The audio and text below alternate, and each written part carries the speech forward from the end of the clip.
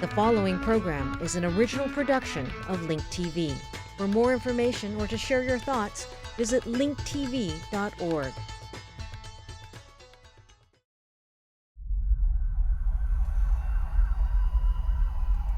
It's nearly unimaginable to see any prospect for hope in the crisis of September 11th. But that day unleashed a passionate re-examination of Islam. How are the world's 1.4 billion Muslims reclaiming their voice from the radicals who say they speak for all? In the next hour, we'll explore what mainstream Muslims think about a multitude of topics, including democracy, women's rights, and the radicals among them. Coming up in this special program, Who Speaks for Islam? What a billion Muslims really think.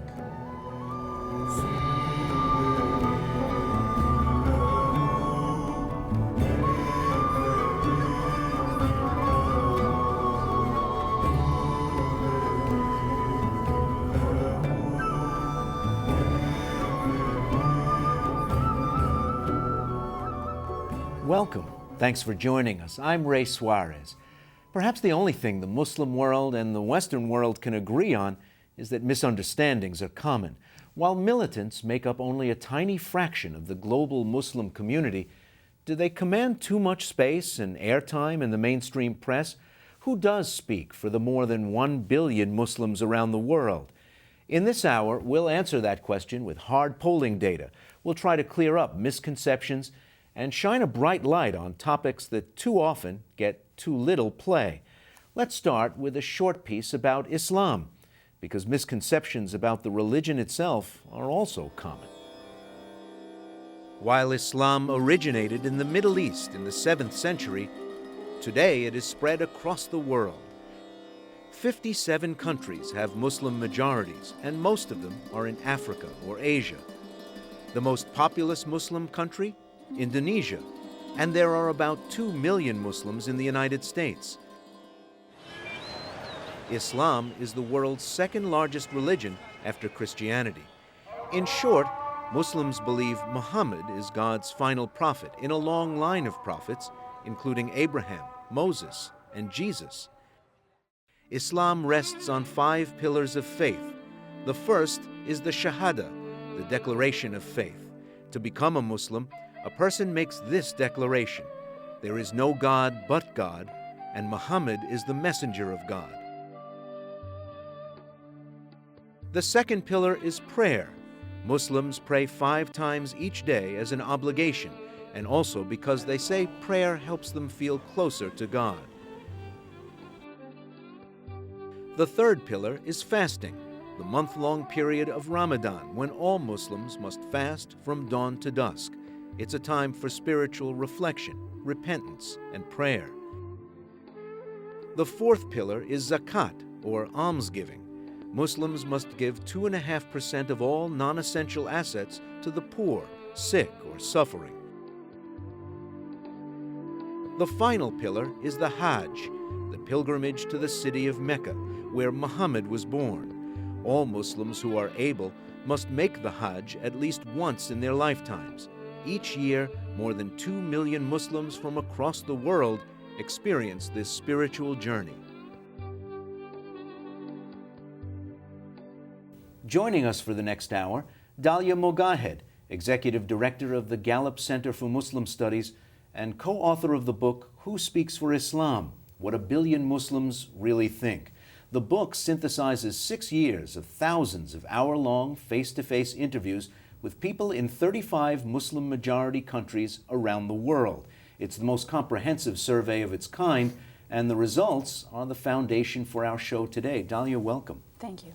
Also here is Reza Aslan, professor at the University of California, Riverside, and author of the recent How to Win a Cosmic War. Reza Aslan, welcome. Great to be here. Now, in our admittedly very brief overview of the main ideas in Islam, violence, war, struggle, conversion isn't listed as one of the 5 pillars, but if you watch sort of the public display of Islam around the world, you would almost think that jihad is a 6th pillar.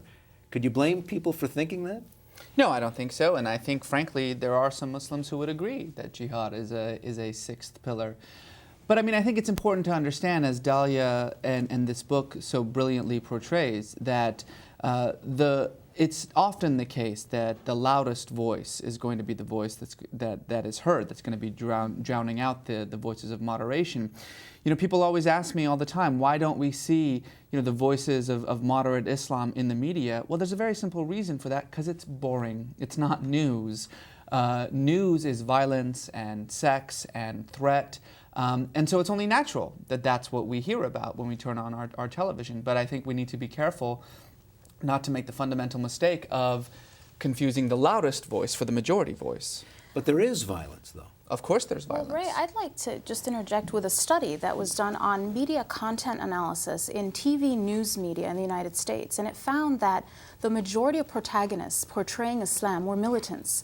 More than 50% of representatives of the faith were militants, in contrast to other faiths like Christianity and Judaism, where those representing those faiths were religious leaders. So in the case of Islam, we're giving the privilege of describing the religion to people who hold a very minority view? Absolutely, and not only a minority view, but a sliver of the actual makeup of the Muslim community are people who take up arms.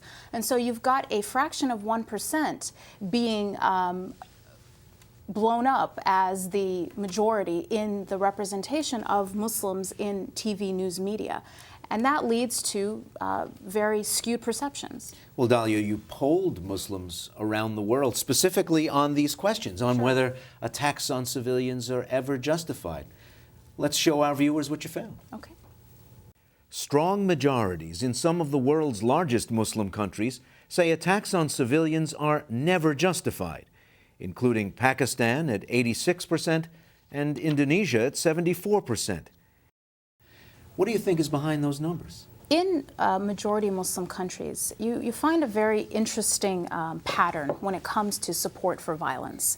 And so when we unpack the numbers, those that support violence, what makes them different than the mainstream? And what we see is that they're actually not more religious. So religious fervor is not what's driving that support. We've actually done even further research where we've asked them to explain their position on attacks on civilians. And those who support attacks on American civilians specifically talk in terms of political ideology. They say that the United States kills civilians, so this is their rightful punishment. They talk about the U.S. being an imperialist power trying to control the world. Not a single one of them, not even one, cited a verse from the Quran to justify their support of attacks on civilians. In contrast, those who said that attacks on civilians were wrong, they justify that position in many cases using religious justifications, by explaining that Islam prohibits murder, by actually quoting from the Quran verses that prohibit killing innocent people. It's just that question that I think bedevils Americans as they try to think this through. We've invited viewers from Seismic.com, a video blogging website, to submit questions for our show. Here's one from Anthony in Miami, Oklahoma. Since 9/11, we've been hearing a lot from our world leaders about how Islam is not extreme. It's a moderate, temperate religion, and that Muslims are peace-loving people. And I'd like your guest to contrast that with the fact that Muhammad's own writings encourage the destruction of infidels, read that as anyone who is not a Muslim, and that Islam in its early days did spread primarily through war and force. Reza? Well, almost everything that he said is incorrect. First of all, Muhammad never wrote anything, but I think what he means, of course, is by the Quran. And the Quran actually has absolutely no verses whatsoever that talk about compulsion towards religion. And it's also factually incorrect that Islam spread by the sword. Quite the contrary. For the first 150 years of Islam's expansion, not only was conversion not forced, it was actually discouraged because it meant less tax revenues into the state. But the larger issue here that I want to emphasize is this idea that Islam is a religion of peace. Islam is not a religion of peace, nor is it a religion of war. It's just a religion. And like any religion, it's capable of the greatest heights of compassion and the greatest depths of depravity. we must understand that it is people who are peaceful or violent, not religion. And so in that regard, back to the discussion that we were having earlier, if the images that we see over and over again of our is of people who are acting in extreme or radical ways, then it's only natural that we associate that action and behavior with the worldwide community of 1.5 billion Muslims. But the issue here goes back to this larger question of who gets to speak, for a religion. I think that most Americans would like to hear a united voice of condemnation coming out of the Muslim world. They want to hear some representative of the world's Muslims come out and unequivocally say the kinds of things that they would like to hear. But there is no such person in Islam. The simple answer to this question of who speaks for Islam is nobody speaks for Islam. Go ahead, Dalia. I think that Riza's right. There is no central authority in Islam. There is no equivalent to the Pope, for example. But that's not the same as saying there's no authority, because there are religious authorities, and they're multiple, and they disagree on many things. But one thing that they have actually been very united about and have been very vocal in terms of issuing official statements is on this issue of condemning attacks on civilians. I can count several official statements signed by the most prominent clerics in the Sunni and in the Shia tradition, unequivocally condemning and saying that terrorism is a complete violation of Islam. This is not a battle within Islam in that sense, because there's actually unanimous agreement within the tradition that this is wrong. And so what the terrorists have done is taken widely held grievances around America's role in the Middle East, around dictatorships in the region, and have said, we have the solution. Vigilante violence toward this utopia that we're promising. The debate is, how does change happen in the region? How do we get to a better society with better governance and less corruption without the use of violence? The debate right now, the real battle, is on the road to reform, not for the soul of Islam. There is no discussion between the jihadists and the clerical institutions, because the jihadists don't accept the clerical institutions at all. Now, many of our viewers might be wondering how Gallup collected the data we're using in this program. And we have a question about this from our online community. Here's Patrick in Louisville, Kentucky. My question would be about the freedom citizens feel in fundamentalist Muslim countries to respond honestly. I wonder if perhaps respondents who may have a politically incorrect poll answer or a response to a polling question might not give their answer out of a fear of some sort of retribution. Also, women. Are women included when sampling citizens, or is it just men? And when women are included, is it more likely that they would feel even more pressure to give the politically correct answer when questions arise about the secularization of their society, or women's rights, or human rights, or anything for that matter, which goes against the status quo? Terrific. Let's talk about methodology. Very good questions all around. First, we do all of our interviews in-home and face-to-face. So they're not over the phone. They're not done in a way where people believe that someone is listening in on the phone. We also match local people with respondents. We don't have, say, Americans going in and polling. In many cases, we also match gender. Women interview women and men interview men. And yes, half of our sample are, of course, women, because we are nationwide representative in our science. We go into rural as well as urban settings, and all of our interviews are conversations. Now, how do we make sure people aren't giving us simply the politically correct answer? There's several ways that you do that. One way is to ask open-ended questions. So you're not giving people predetermined choices. With open-ended questions, you can ask general questions that give people the space to be honest without being afraid. When you asked Muslims around the world about what they saw in the West. Did they find anything to admire about Absolutely. life there? Absolutely. We found that Muslims in large majorities, to an open-ended question, said that what they admired most about the West was Western technology and expertise, as well as Western liberties, democracy, and human rights. And those were the two top responses we got from Muslims. Interestingly, we asked Americans the same question: what do you admire most about the West? And got the exact same two top responses: liberty and democracy and technology. As Dalia mentioned, she and her team polled across the Muslim world to gauge support for democracy, and the degree of support people expressed might surprise you. Support is strong for democracy around the Muslim world.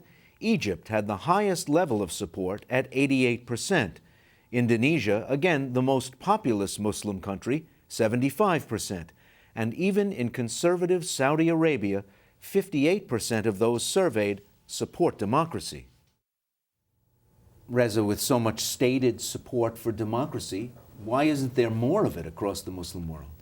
Well, there's actually quite a lot of democracy in the Muslim world. The largest Muslim country in the world, Indonesia, is a democracy. The second largest Muslim country in the world, Pakistan, is a democracy. Turkey is a democracy. Malaysia is a democracy. Bangladesh is a democracy. Senegal is a democracy. So it's just simply not true that, democracy has not rooted itself in the Muslim world. I think, though, that when people think about this issue of democracy in Islam, they very specifically are referring to a region, the Middle East, and in more particular, the Arab world. When we talk about democracy, we're not talking about something that actually exists in space. Democracy is just merely a set of elements, a set of principles like popular sovereignty and religious and ethnic pluralism and government accountability and constitutionalism and rule of law. And these are things that, as our previous president George Bush never got tired of saying, are not American ideas. They're not American principles. They're universal aspirations. And they're aspirations that, regardless of one's culture or ethnicity or religion, people do strive for. And so it's not unusual to see such high support for these kinds of ideas and principles, especially in countries like Saudi Arabia, like Egypt, like Iran, where they're lacking. Well, Dalia, you mentioned that the questions you asked were open-ended.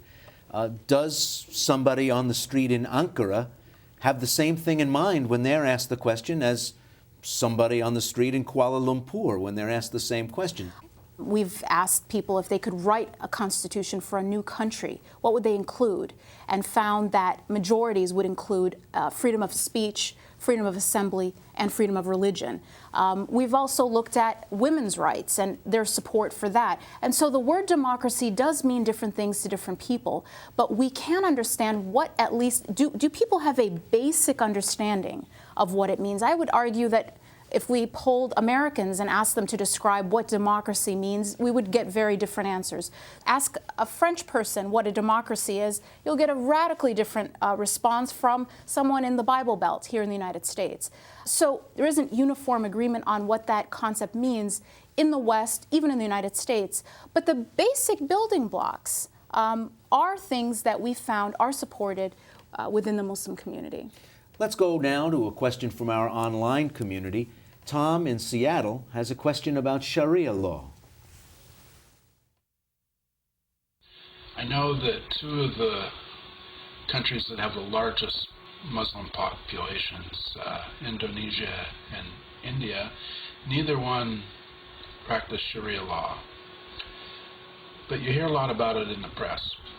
Are mainstream and majority Muslims interested in Sharia law, or is it something that falls into the fundamentalist camp and really a minority of that religion?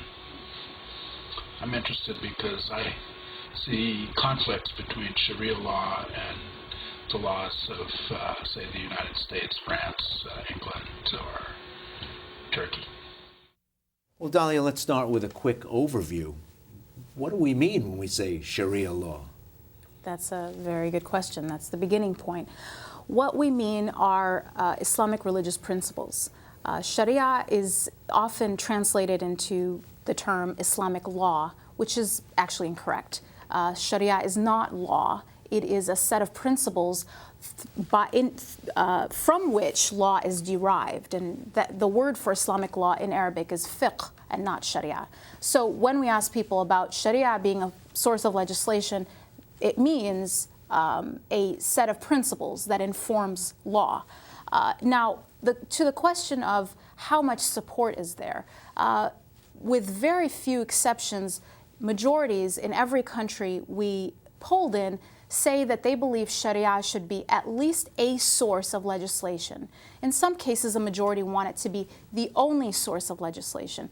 The notable exception is Turkey, where the majority say that it should not be a source of legislation at all. But what is interesting to note is that what people mean, what people are primarily thinking about when they are talking about Sharia is rule of law. That's really the bottom line.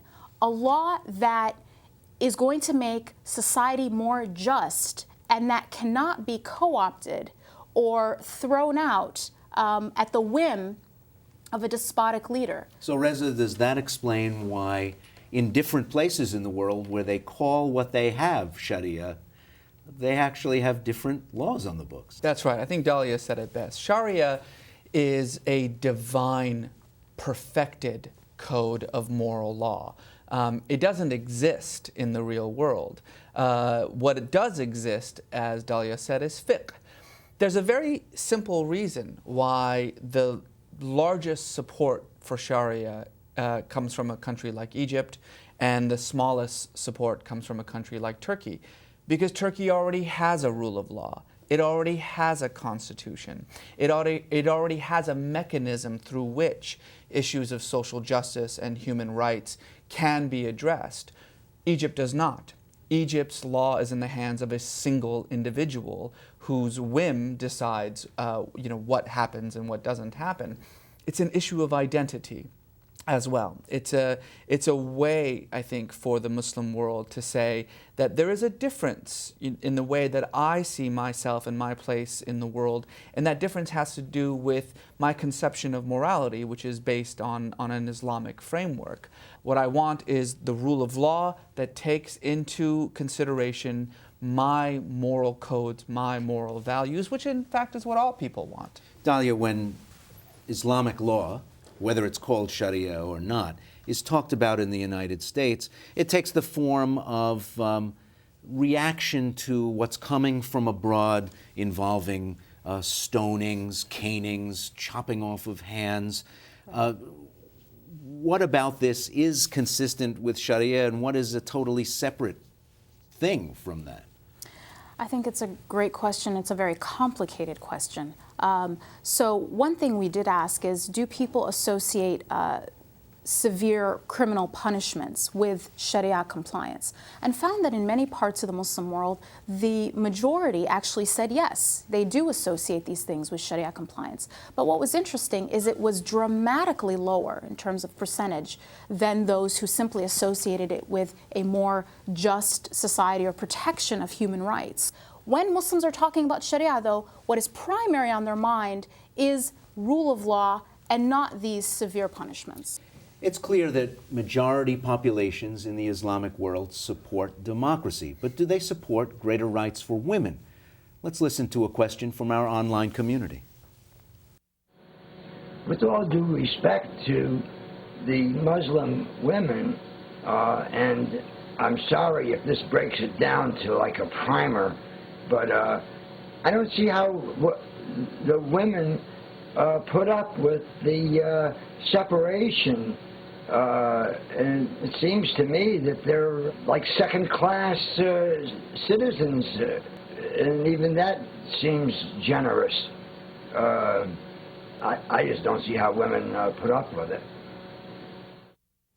Well, Dalia, are women in the Islamic world second-class citizens?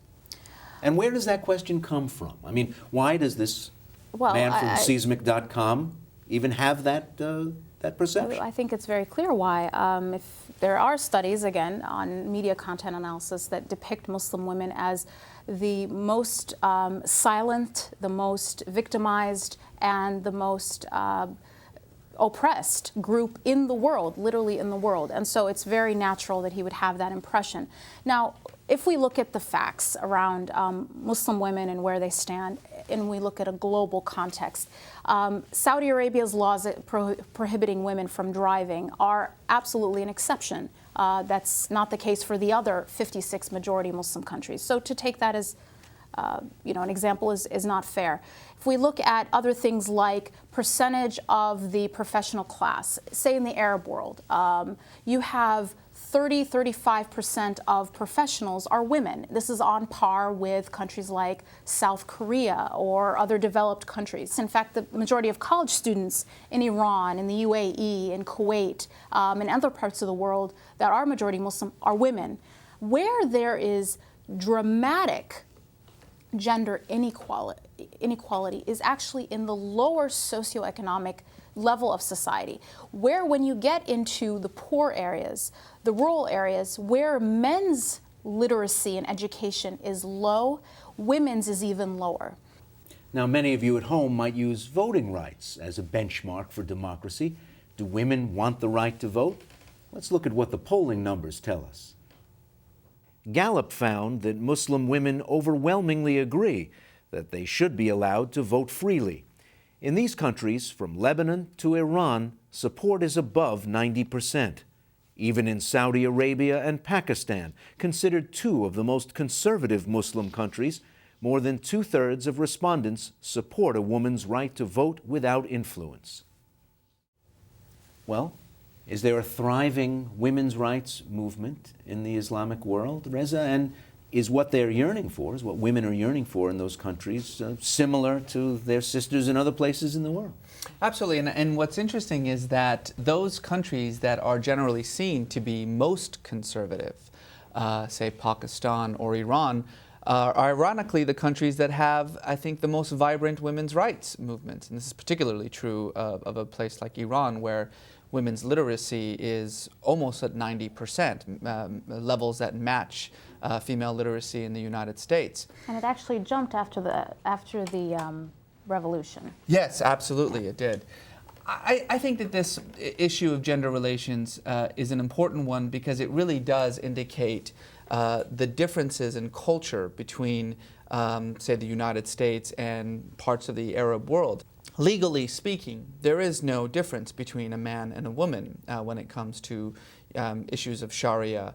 But culturally speaking, there is a difference. We should not pretend that there isn't a difference in the way that gender roles play themselves out in rural Pakistan than they do in San Francisco. You know, Dalia, a lot of the speculation and conversation about women in Islam ends up focused on symbolic things, yes, focused on outward, visible things, like headscarves, where Turkey had a ruckus over it, France has an ongoing debate over it, Britain, and to some extent the United States. Now, your hair is covered. Yes. What do women have to say, and does it vary from country to country, whether it's required or optional, how people reflect on laws around modesty? Well, I think it's a very easy question to answer for me because we've actually done the research. We've asked women, do they wear a headscarf in public? And then we've asked whether they said yes or no, why or why not, okay? And those who say that they wear a headscarf in public say the primary reason they wear it is because they believe simply it's a religious tenet. They believe that it's a part of their faith to do so. Those that don't wear it, their primary reason for not wearing it is because they don't believe it's a religious tenet. And so it's basically around an interpretation of what is required in Islam. Now, the understanding in mainstream Islam is that one of the things a woman has to cover, because it is considered an ornament of beauty, is her hair.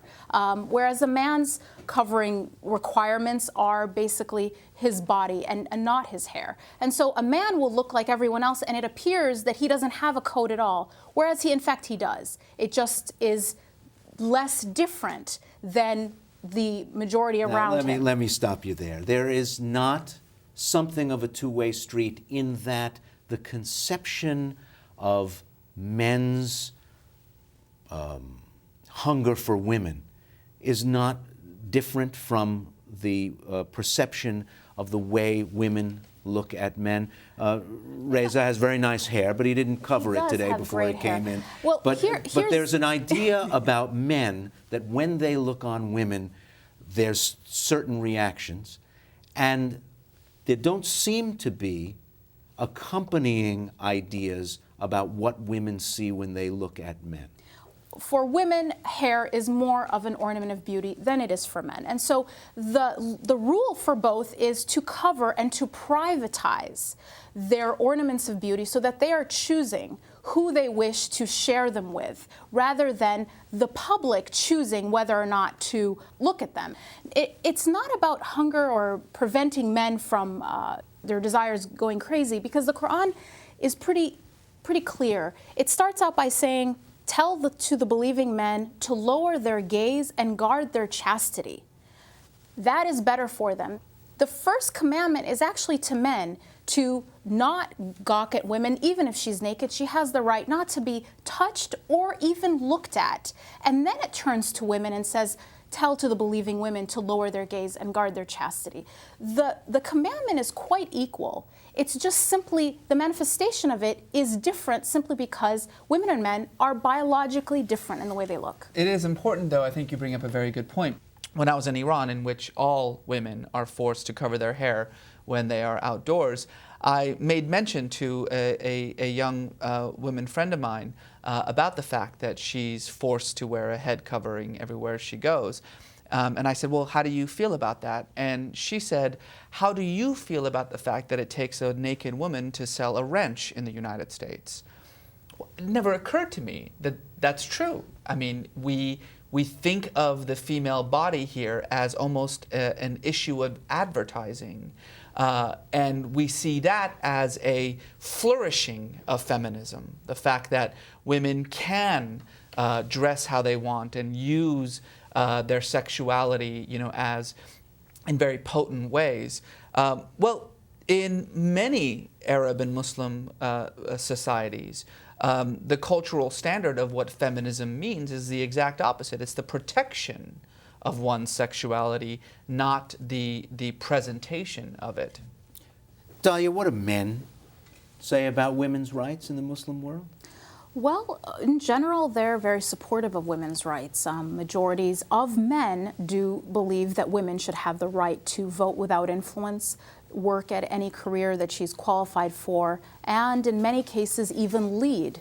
But in many cases, women are more likely, in some cases significantly more likely, to support women's rights than are men. In other countries, the two are very, very similar. But do men perceive this as something that, of necessity, automatically reduces their power inside a society? In many cases, I'm sure that that's the case. When we look at where there is the biggest difference between men and women, it just happens to be countries with very, very high male unemployment. So Egypt is one example.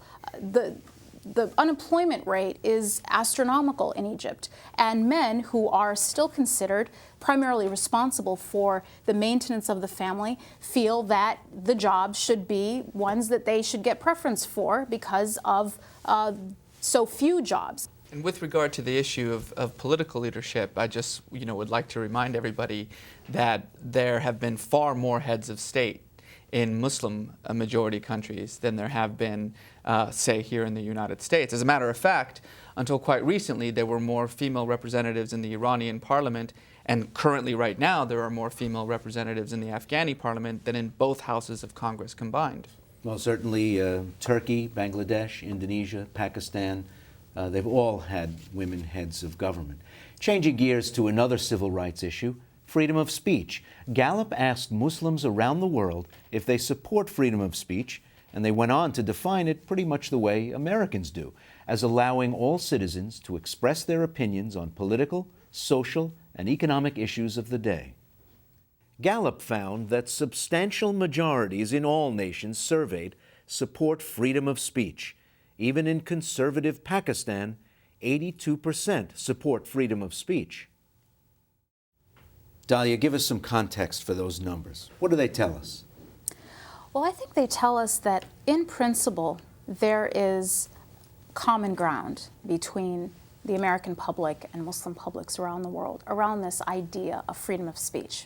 Now, of course, the subtext and the backdrop is we probably have different lines that we are not willing to cross when it comes to what freedom of speech means. So, for example, 97, 98% of Americans say that they would guarantee freedom of speech or they support freedom of speech. That's not surprising. It's something that's enshrined in our Constitution.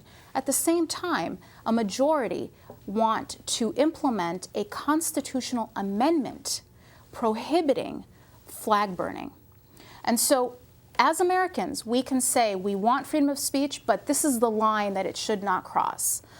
In the same way, Muslims in principle are saying they want freedom of speech and they support it, but they also draw a line around where it will be limited. Reza, is this one of those places where there's a gap between governments and the mass of respondents to Dalia's poll? No question about it. Particularly when we were talking regionally, the Middle East, which is a part of the world that is dominated by despots and tyrants and dictatorships, in which there is no such thing as freedom of speech. It's only natural that we see these massive majorities of population saying that, of course, I think we should live in a society that allows me to express what I think about the government itself, my opinions about how our society is being run.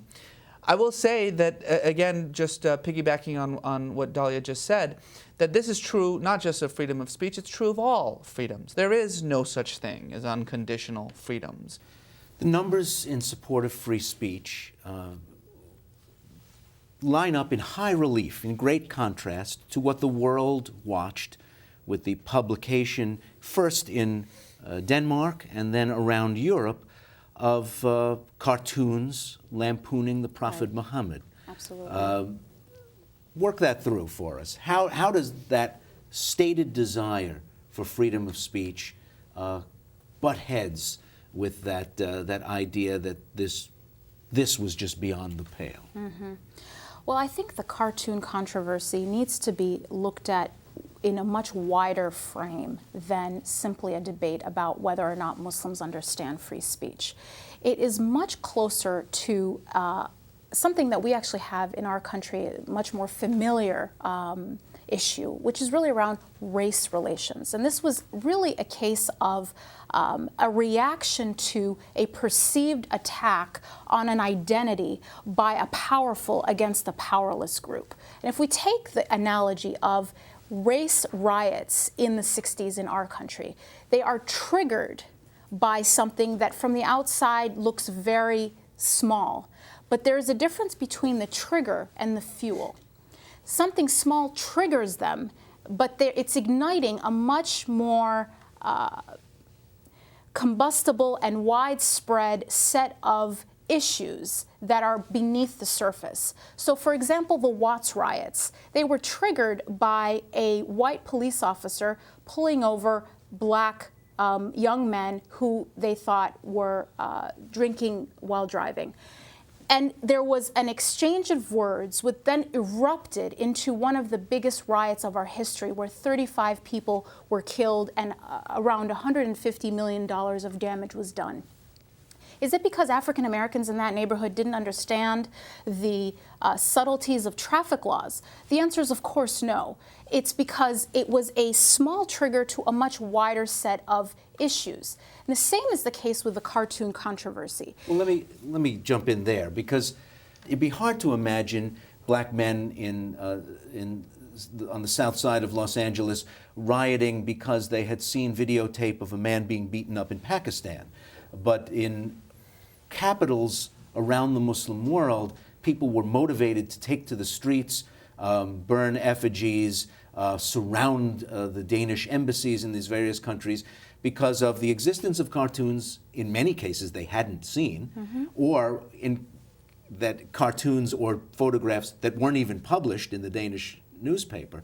There was, I think, a difference of both degree and kind in these eruptions around the Jyllands-Posten publication. Well, I take your point, and I think you're right. But the point I'm trying to make isn't that they're exactly analogous, but that the cartoon was triggering many issues that actually varied from one Muslim capital to another.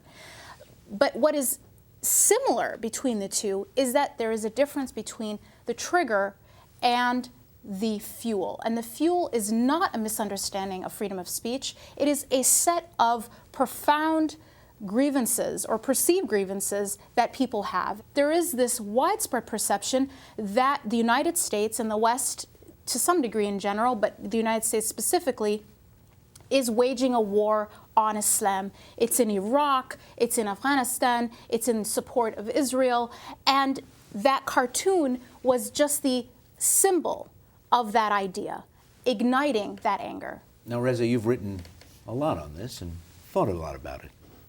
What does the Jyllands-Posten incident tell us about how Islam regards another person's ability to say whatever's on his mind? Well, I have sort of a different view on this. I think that it's a perfect example of how thoroughly Muslims, not just in the traditional Arab and Muslim world, but indeed in Europe and in the West, have absorbed the principle of free speech. What we saw in Denmark for the first 5 months after these cartoons came out was the Danish Muslim community doing precisely what one would expect a democratic society to do: protest, ask for meetings, boycott of the newspaper, using the tools that a democratic society puts in front of you in order to make yourself heard. Where we saw violence, where we saw murders and death and destruction, were in places in which there is no access to those kinds of democratic avenues to present one's grievances. The best example I can say to this is that there was quite a large protest of Muslims in New York at that time. And I remember asking one of the protesters, who was quite angry about the cartoons, felt very offended by the way in which the Prophet Muhammad was depicted. I asked him, why is it, why don't you go out and burn some cars and bomb some buildings like you're seeing in other parts of the Muslim world? And he said, because I've got a BMW. Because I've got a job and a house. There's no way that I'm going to in any way threaten those things by resorting to violence. So I think it's very important to recognize the way in which socio-political and economic issues were wrapped up in the reactions to these cartoons. It was not by any means a universal reaction. Dalia, that incident, and I hate to harp on it, but it sort of crystallized what a lot of people in the West use as ammunition to push their idea of a clash of civilizations. Mm-hmm. That here are 1 billion of our fellow human beings on the planet who just see life, see the questions of daily life, see who they are in a fundamentally different way. So we are definitely going to be in conflict, at war, if you will. Mm-hmm. Well, I think that it's a way that we can frame it that is, frankly, inconsistent with the data. And I'll give you some examples. We asked publics in Europe about a series of different expressions and whether or not they thought they were acceptable, to really test this idea that there is an absolute free speech in the West and that Muslims are simply being treated equally to everyone else. And what we found is that when it came to other things, there was very little tolerance, for example, for a racial slur to be printed in the newspaper. That cartoon to Muslims around the world is akin to a racial slur. It's calling the founder of their faith a terrorist. That is about as clear as it can get for many of them. This is an offense in terms of their identity, like a racial slur. But here, when we're talking about majority Christian countries throughout Western Europe and in North America, there are common depictions in art and popular culture, in movies, of an other than biblically certified depiction of Jesus, who after all is revered as the Son of God.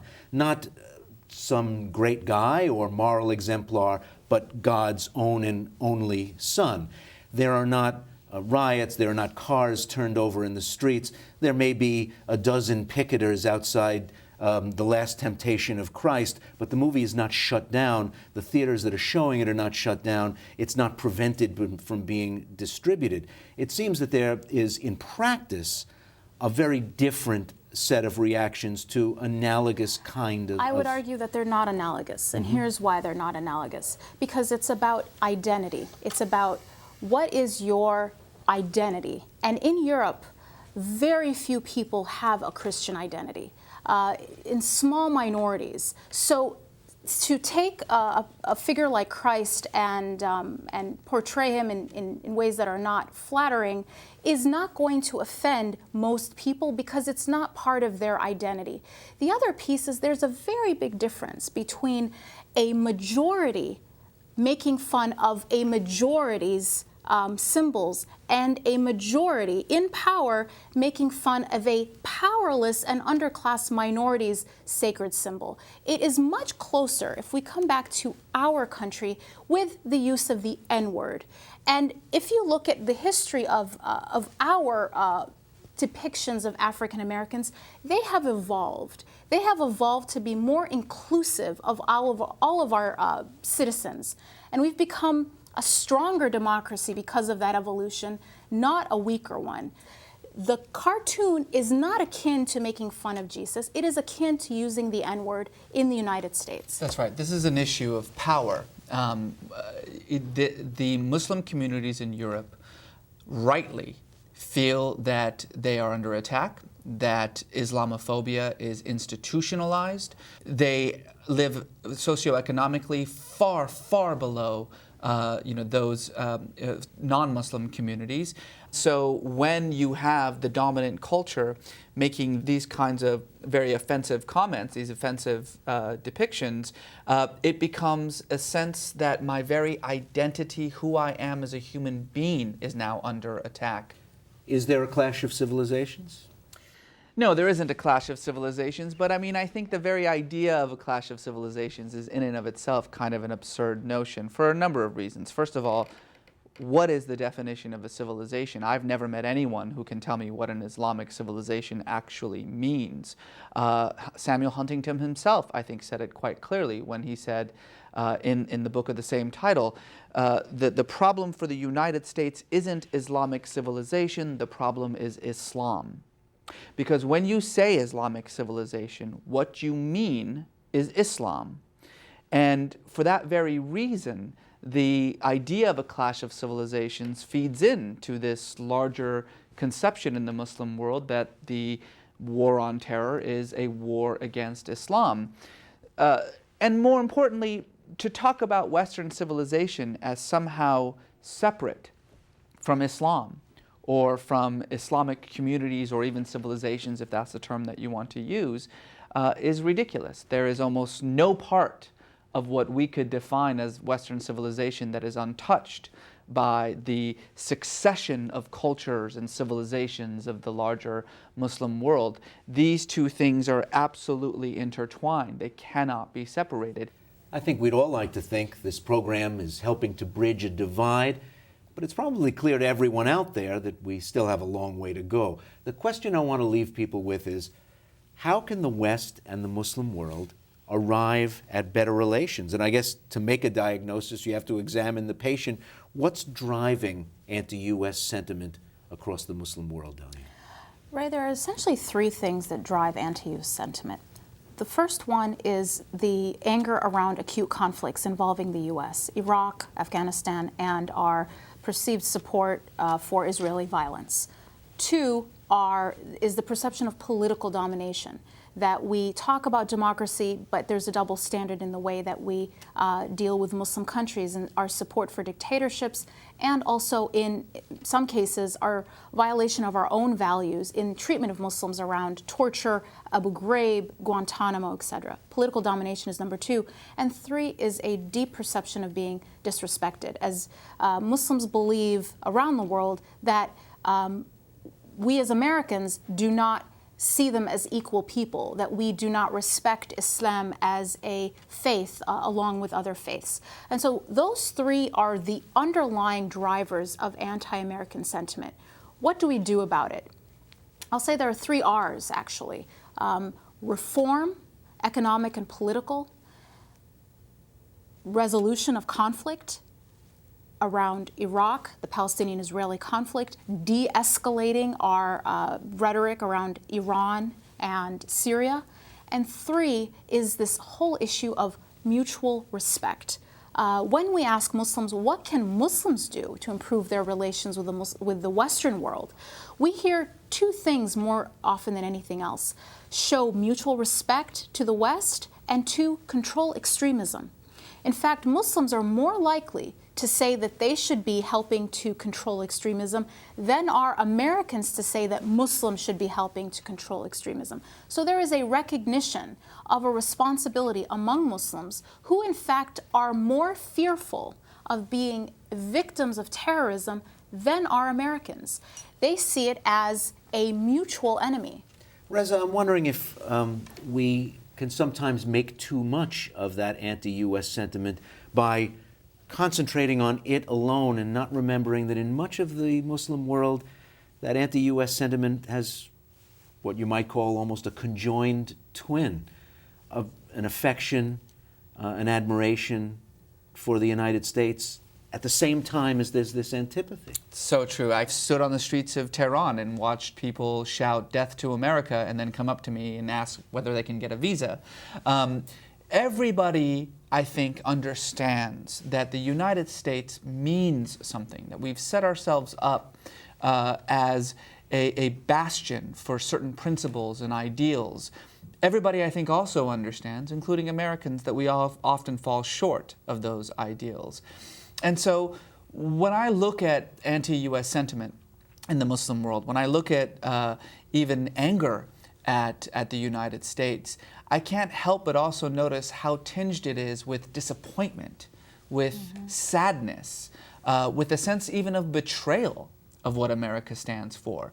It's hard, I think, for the average Egyptian on the street of Cairo to understand why it is that the United States stands not with him, but with Mubarak.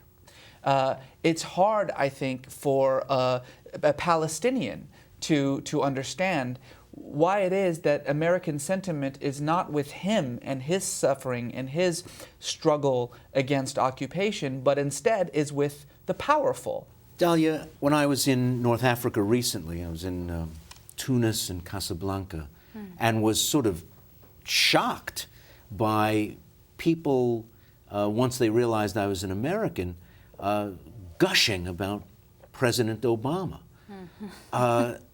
Does his arrival in the Oval Office create a pause in the fight, in the argument, where we can almost reframe it? Does it change anything? I have to say that it does change things. There's sort of two views, that it changes everything or that it changes nothing.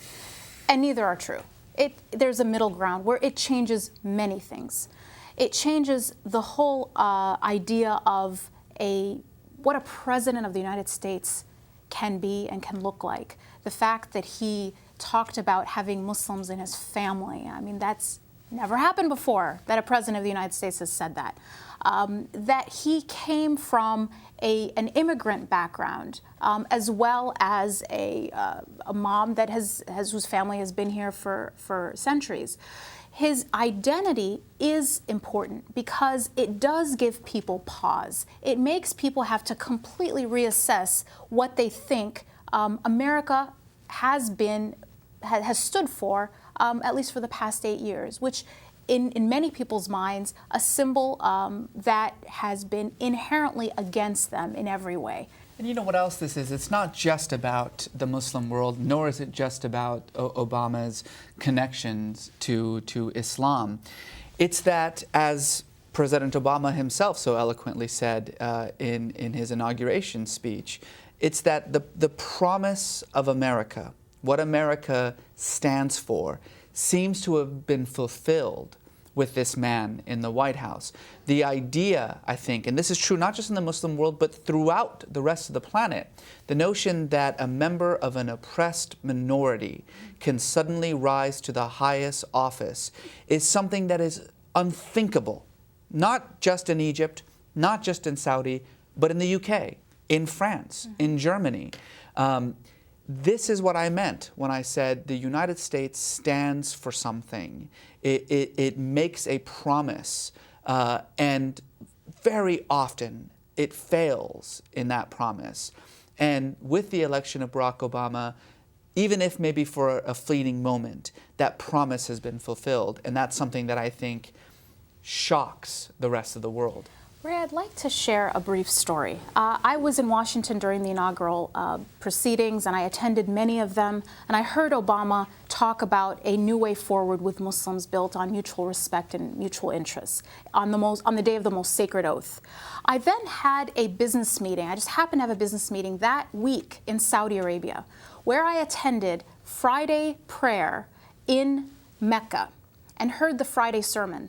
And in that sermon, there was a prayer for Obama, for God to guide him to be a just and compassionate leader.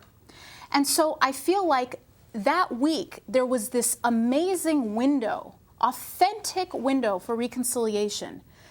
Brief, but authentic, and we have to take advantage of it. Well, it's with a certain amount of regret that I have to say that's all the time we have for today, but I want to thank you both for being with us. Dalia Mogahed, Executive Director of the Gallup Center for Muslim Studies, and Reza Aslan, Professor at the University of California, Riverside. We hope you found this discussion enlightening, thought-provoking. One thing that's clear, more understanding is needed all around, and we hope this show has been a step in that direction. For Link TV, I'm Ray Suarez. Thanks for joining us.